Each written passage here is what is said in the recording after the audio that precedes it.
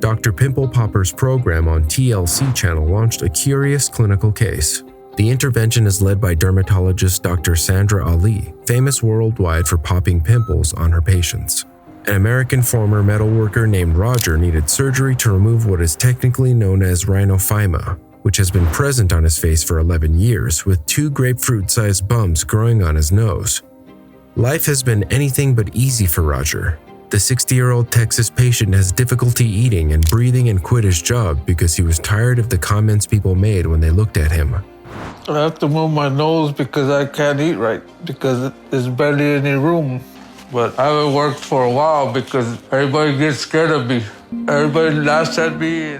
According to the D-Tran, the huge lumps, in addition to causing difficulties in repairing, Roger also told how flies are attracted to his nose because of the secretions. Dr. Sandra commented that the patient's problem started after a small pimple on his nose became inflamed and grew out of control. When it became too large, as in Roger's case, it can cause nasal obstruction. She still explained that Rhinophyma is a type of chronic inflammation of the tissues of the nose, and according to her, the patient's case is the most severe she has ever seen. The disease causes hypertrophy and hyperplasia of the sebaceous glands, allowing the accumulation of sebum that slowly grows, acquiring a rough and swollen appearance.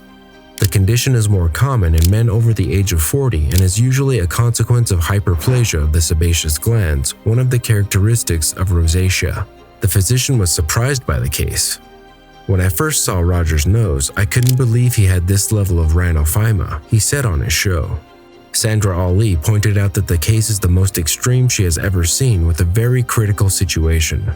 Roger had to undergo a delicate surgery that gradually removes the mass and risks removing tissues from the nose itself that are mistaken for the lump, so it needs to be done very carefully. The risk of the surgery, according to Sandra Ali's team, was very high, as it could cause excessive bleeding and lead to cardiac arrest, as well as the possibility of removing part of Roger's nose and causing another deformity. But the procedure was successful and Roger recovered from the deformity. It took a long time to heal, but now my nose looks great. Said the result of the surgery was a success and Roger jumped with happiness to see his new look. Now my nose looks great. Old ladies are even talking to me. After suffering due to Rhinophyma for 11 long years, Roger is more than ecstatic to get rid of it and have a second chance at life.